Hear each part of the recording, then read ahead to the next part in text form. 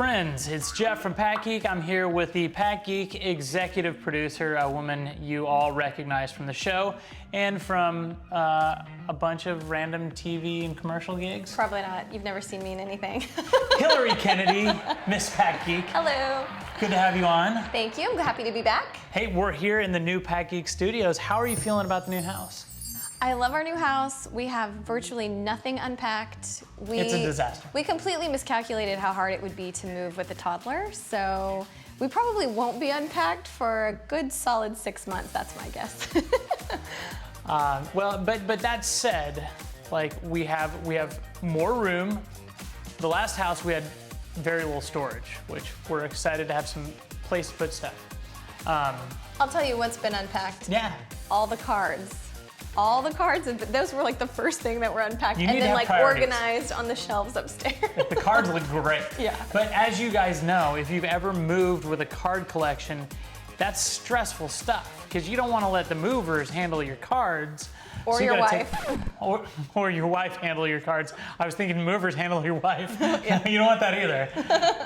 But yeah, so the cards are all here, unpacked and in place. So life is good. Yeah. It's just we don't have anything else unpacked. It's been fun, yeah. So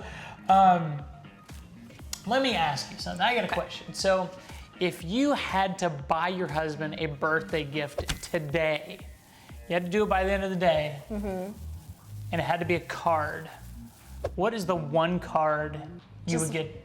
Just one? Yeah, it just has to be See, one. I was thinking a box because I know you've okay. been looking for those Prism boxes for a while. So when I go to like the big box stores that carry cards, I always look for the Prism boxes. And I can always find Prism hockey and soccer, but I can never find baseball or football.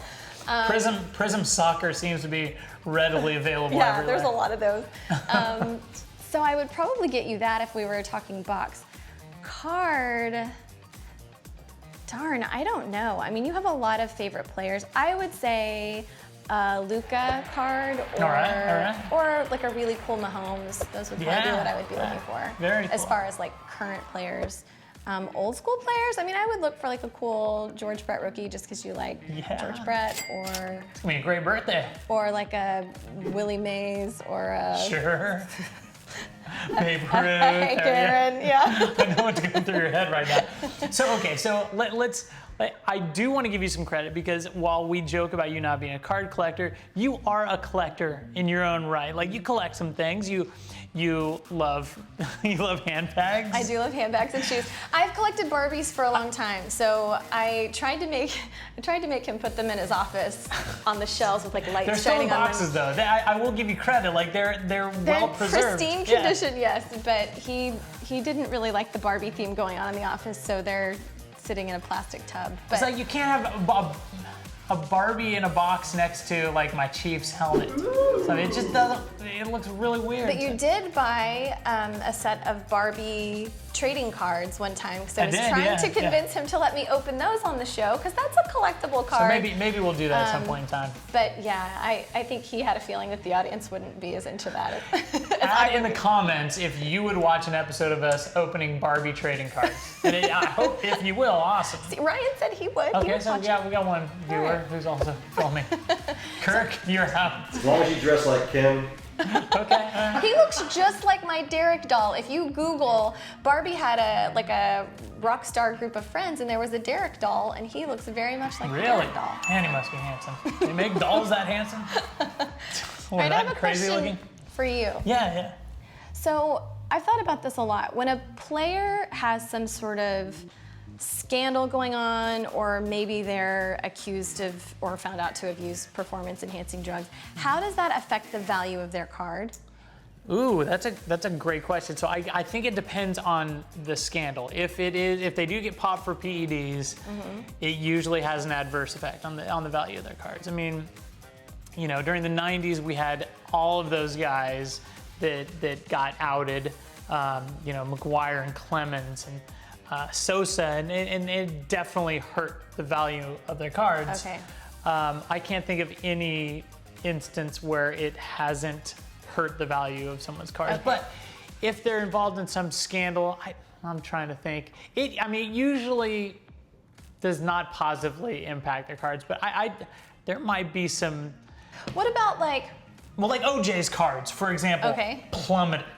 Yeah. Like they went way down. OJ's one of the best running backs ever to play the game, and like you wouldn't know if you looked at the price of his cards. What about something that's maybe not a scandal, but like A-Rod getting engaged to J-Lo? Does that make any difference to anyone that collects that? Like his name, you see his name more often, and it like brings him to top of mind. Does that cause any sort of jump in card sales? I think if you see them get some sort of bump in like popularity, just in pop culture, I think that would help. Okay. Like if they marry somebody really popular, you're just seeing them around more often, or they're in the tabloids more often, and it's not for something negative. Right. I would think that would remind people that, hey, he was also an awesome athlete, and maybe. I wondered that. Yeah, that's a good question. Also, something else I wondered. You know how when you're playing sports, I feel like I'm sure women do this too, but I've noticed this a lot with men. Over the years that I've been friends with, dated, what have you, that they're superstitious about wearing the same pair of socks or wearing the same pair of underwear or whatever. Do you have any superstitions about collecting cards? Ooh. Well, I mean, I'm super OCD, but different thing. You know what? Opening packs, I always used to joke that, hey, I think I'm gonna get X card or X amount of card, and I would say it out loud. It would never happen. Or I would ask Ryan and Kirk, like, what do you guys think? And they would always reluctantly say yes or no, like knowing that if I don't, they're, it's gonna look bad. Right, they jinxed it. Exactly. But I've decided to stop doing that because I think it hurts. Really? Yeah. And I only decided this a couple of episodes ago. Well, but yeah. Oh, since you open a lot of boxes or cases or whatever they're called, does the appearance of them matter to you when you're looking? Like, does the packaging draw you to opening certain ones more than others? Well, okay. Or is it just what's inside? I wouldn't say I would buy a box just because the box looked cool. Okay. However, the condition of the packaging definitely affects. If you see a box that's got a giant dent in it, you've got to assume that some of the cards are dinged up. But the way that it looks, like the colors or the graphic design, none of that really influences whether or not. So it could just be like a plain brown box, but if there's a, I don't know. I can't say it necessarily affects what I would buy. I would buy something in a plain brown box if it was an awesome box and wouldn't think twice about it. But I will say this, when you go in a hobby shop and you see behind the counter, there's all these different boxes coming up. Like if there's something that looks really cool, like we'll say a flawless briefcase. You've seen those Those before, are really right? cool, yeah. That is great, amazing packaging. I would think there's probably some people that bought that because they wanted to open the briefcase of super high-end cards. Okay. And why not? Who wouldn't want it? Well, so you mentioned hobby shops. This is something else I've been All thinking right, about. this is good. For people that collect, how important are hobby shops at this point in time? Since you can buy and sell online so much, do you think hobby shops still play a pretty big role in collecting? I love hobby shops because Yeah. I grew up with them. And I think a lot of collectors have that special place in their heart for being able to walk in, talk to somebody, look around, and actually have the card in hand and not have to pay for shipping, which is obviously an advantage. But it's all changed since I was little, and you had to find something at a hobby shop, or it basically wasn't available.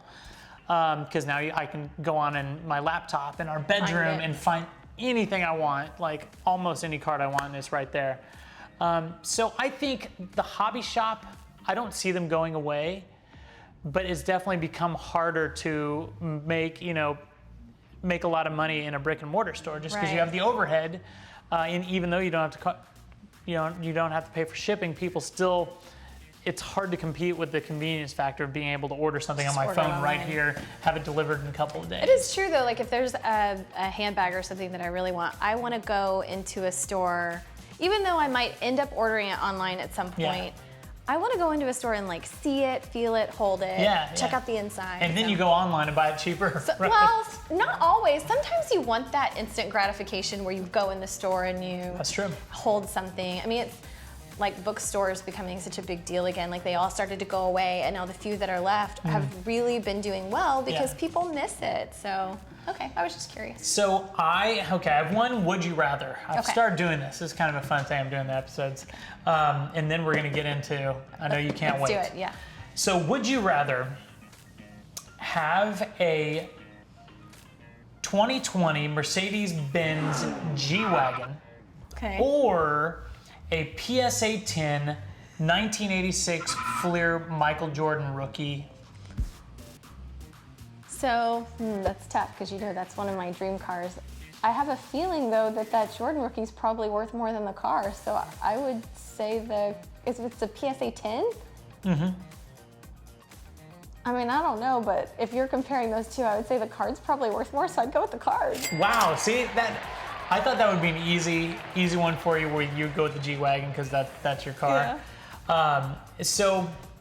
This was a bit of a trick because I framed it like the card was going to be more valuable. It's not? The car is actually, I should enunciate. The G-Wagon is actually a little bit more expensive, but the PSA 10 Jordan rookie has been going for almost $100,000. Now, was it going for that before the documentary came out, the Last Dance documentary? I don't think so. I think they were maybe going for like $50,000 before the documentary, and now they've doubled. So the car, though, would depreciate in value. The card will appreciate in value. Mm-hmm. So I still stand by my card choice, though. Good for you. Wow, I'm impressed. That's a tough one, too. Okay, so what I have here, if you guys remember the last episode Hilary was on, we opened 86 Donruss, and we opened half a box. We didn't pull the Canseco rookie. So I saved that box, the second half of that box, for us to open because I want her to pull a Canseco rookie because we've been talking about him. Hey, I want to tell you guys about a new sponsor we have at the BenchClear Sports Card Network. They're called StarStock. You can check them out at starstock.com. You can go to the site, you can sell, you can buy, you can collect, you can invest. It's really cool. I suggest getting in early. There's some great deals there. I've been selling Luka Doncic rookies. I've sold more than half of my inventory already. Check them out at starstock.com. Those Cansecos are appreciating as well. Really? In high grade, yeah. So hold on, I'm gonna give you these so we have equal amounts. I wish you luck. Thank you, sir. May you pull lots of Canseco rookies. So let me ask you this. All right. How many in your card collecting career, how many one-of-ones have you pulled? Ooh. I probably pulled between like 6 and 10 total. Not that many. Oh, I mean, there aren't rare, that right? many one-on-ones. Yeah, I mean, the most rare. Okay, that guy seems familiar. That guy seems familiar. Nope. Floyd Bannister? Anybody heard of that guy? Yeah. He was a pretty good pitcher back in his time. Yeah. David Green? Nope. Larry Is Herndon. this your star pile? Yes. Floyd Bannister highlighting? Tim Burtsas? I don't know. Joel Skinner? Okay, that guy seems familiar. All right. Steve Buscemi? Buscemi? Great actor. Oh, no, that's Stephen Buscemi. Oh, I should also say, there are some other good rookies in this set. There's Fred McGriff, we talked about. Yep. Crime Dog. Andres Galarraga and Paul O'Neill rookie. And I pulled this Corey Snyder rookie, who back in the late 80s, Corey Snyder was kind of a stud. I'll see your Corey Snyder and I'll raise you a Bob Nepper. How dare you?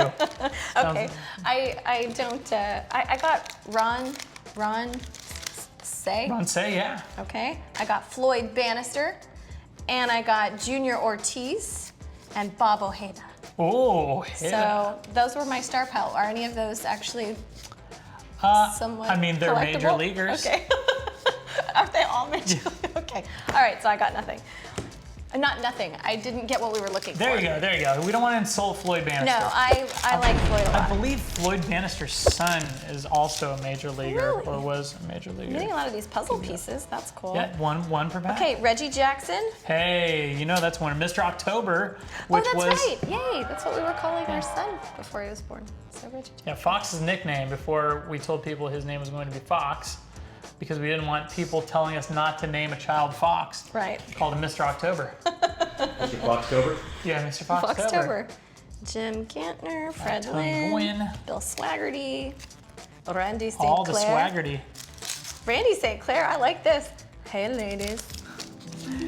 I like the cool, like, brooding. A lot of these guys look like soap actors. Yep. I really, truly do feel like some of these would make great Match.com profiles. Ryan Sandberg. Their sports card? Okay, wait a minute. I bet that's been done before. Ryan Sandberg, is that somebody? Yes. That sounded familiar. Ryan Sandberg, yeah. Don't call him Ryan. No. Paul Householder, I got him one other time. I remember that name. It's a cool name. Okay. Bobby Lee. I'm going to overshadow you with my stack of packs. George Foster, another Bill Gullickson. Wow. All right. Let's see. I'm not going to say anything about the card we're looking for because that would jinx us. Oh, yeah. Floyd Bannister, hey. Floyd, that was a good Everybody's year for him. pulling Floyd. Guy gets around. Yeah, he does. Got a barbershop named after him. Floyd's barbershop. Carlos Ponce. That sounds familiar. Steve Bedrosian.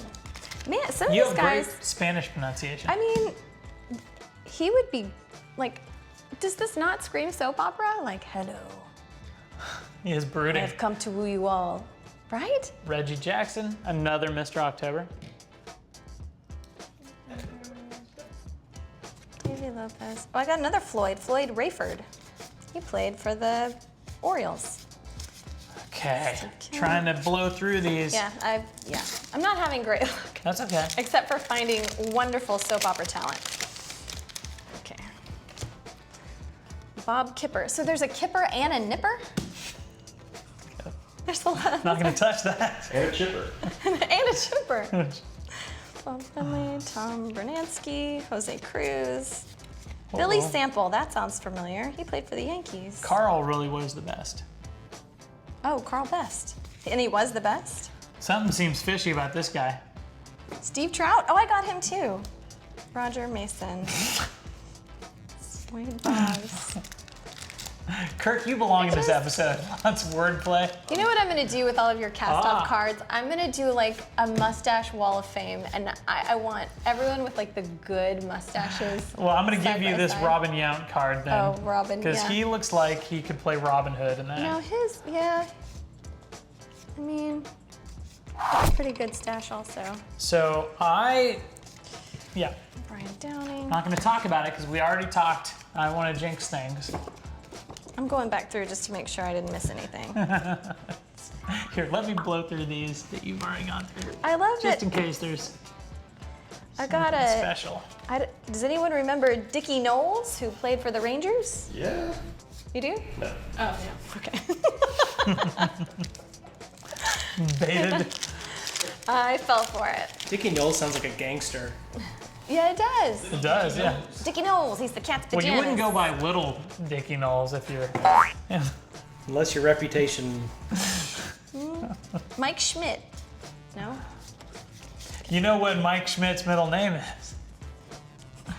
It's Jack. Jack. It says it on the back of the card. Michael Jack Schmidt. Be careful saying that. Brett Saberhagen. Yes. One of Royals' greats. Willie McGee, Steve Farr, Glenn Hoffman, Eddie Milner. Pete Pete Rose. Rose, hey. Sweet.